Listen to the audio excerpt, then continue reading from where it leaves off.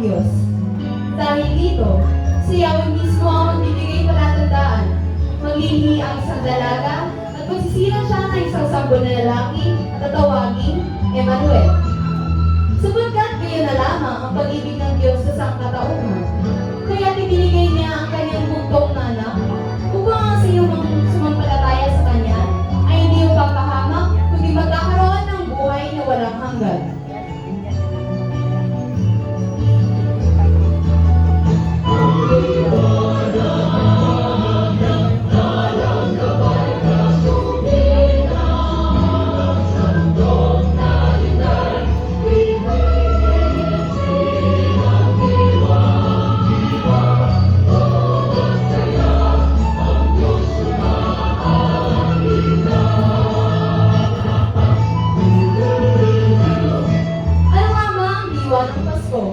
Masaya ka ba pagkat nasa iyo ng lahat? Kapangyarihan, karangyaan, at katanyagan. Ngunit alalahanin at pakatatandaan mo, lahat ng bagay sa mundo ay walang kasiguraduhan at pansamantala lamang. Lahat ng ito ay mapapalang na gaya ng isang abong ay lilipas at bumupas. Ang Pasko ay napakaluwalhating panahon, sapagkat ito ay paggunita sa pagsilang ng ating Panginoong Jesucristo. Daladala nito ang napakahalagang mensahe para sa atin. Pasasalamat, kapatawaran, at higit sa lahat, pag-ibig. Sabay-sabay natin tumayan ang pagsasadula sa isa sa pinakamahalagang misteryo ng tuwa, ang pagbati ng Anghel Gabriel, ang pagbisita kay Elizabeth, at ang pagsilang sa mundo ng ating Panginoong Jesucristo.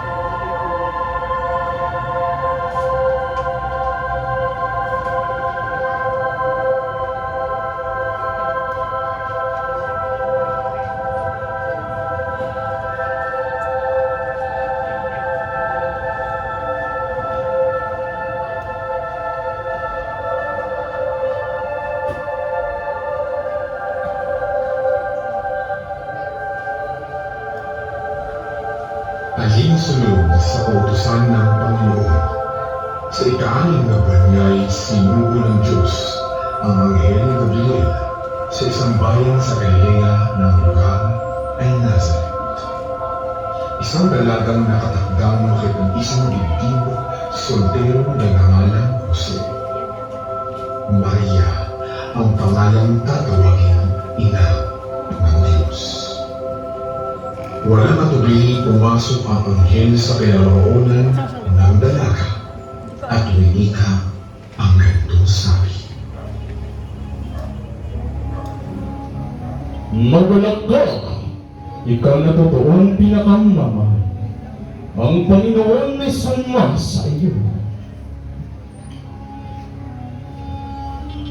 Datapot siya'y totoong nagalumihanan sa sabi nito at inisip sa kanyang sarili kung anong bati kaya ito.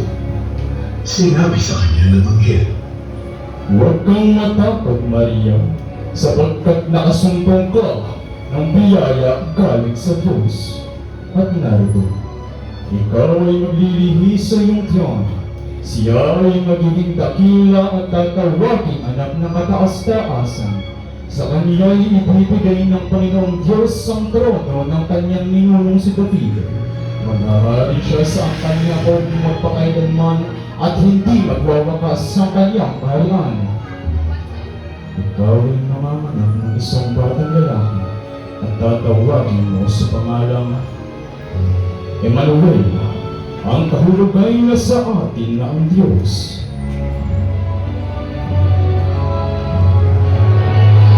At sinabi ni Maria sa kanya, Paano pangyayari ito? Sa ako hindi nakakakilala ng lalaki. at sumagot ang anghel at sinabi sa kanya, Bababa sa iyo ang Espiritu Santo at dininungan ka ng kapangyarihan ng kataas-taasan. Kaya naman, ang banal na bagay na sinilang ay tatawaging anak ng Diyos. Si Elizabeth na iyong kamag-anak ay nagniniri naman ng isang batang lalaki sa kabila ng mga katandaan. Dahil walang salitang di makapangyayari sa Diyos. magkagayong tugon ni Maria. Narito ang alipin ng Panginoon. Maganap nawa sa akin, ayon sa wika mo.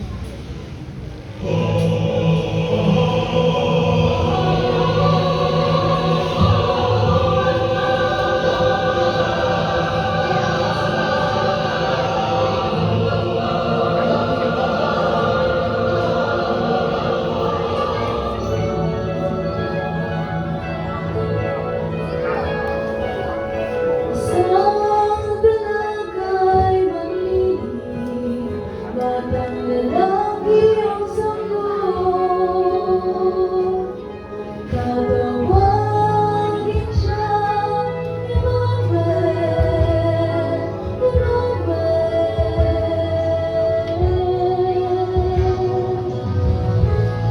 Mapalog singinag ang puhon, sasapsapan siya'y nakatula. Magpahayag ang mga anghel, malaki sa Diyos.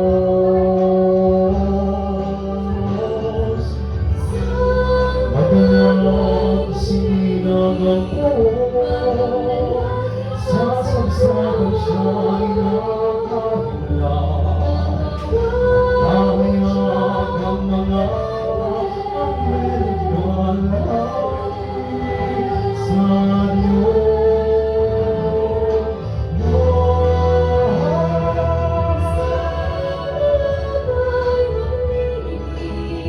Batang lalaki ang sagot. Tatawagin siyang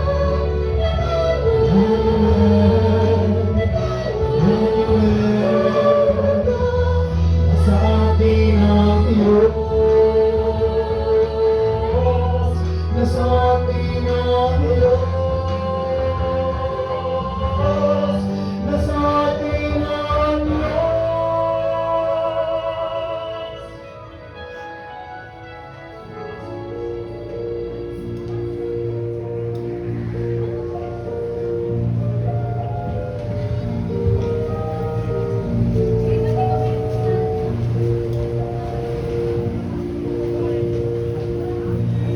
At ng mga araw na ito'y natindi si Maria at nagmamadaling tumungo sa lupaing maburon sa isang bayan ng Huda. Siya ay pumasok sa bahay ni Arias at binati si Elizabeth. Pagkarinig ni Elizabeth, agad na lumusok ang sanggol sa kanyang tiyan at napuspos ng Espiritu Santo. Umika ito'y, Bukod kang pinagpala sa babaeng lahat, at pinagpala naman ang anak.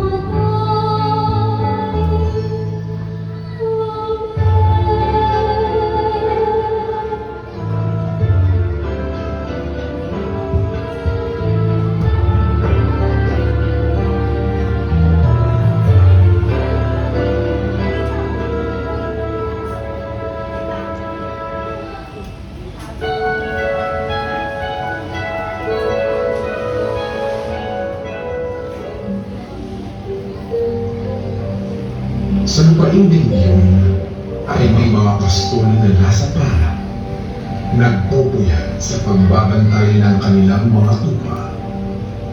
Biglang lumitaw sa harapan nila ang anghel ng Panginoon at lumaganap sa paligid nila ang nakasisilaw na kaninginan ng liwanag. Huwag kayong matakot. Ako ay may dalang mabuting balita na magdudulot ng malaking kagalakan sa lahat ng tao. Sapagkat isinilang na ngayon sa bayan ni David ang inyong tagapagligtas, ang Kristong Panginoon. Ito ang palatandaang natagpuan ninyo ang sanggol. Siya ay nababalot ng lampin at nakahiga sa sawsawan. Biglang lumitaw ang mga kasama nitong anghel at nagpuri sa Diyos.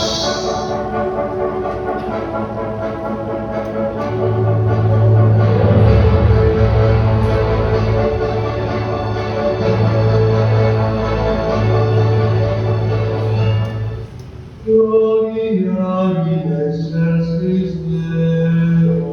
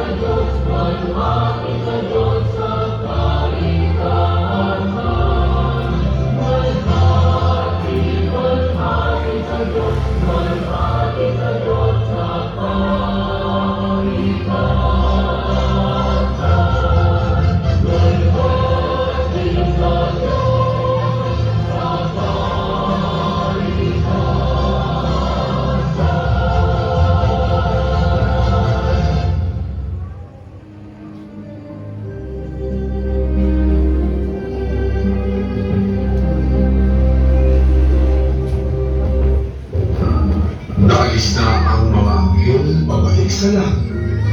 Ang mga pastol ay nag-usap-usap at nagmamadali sila lumakad.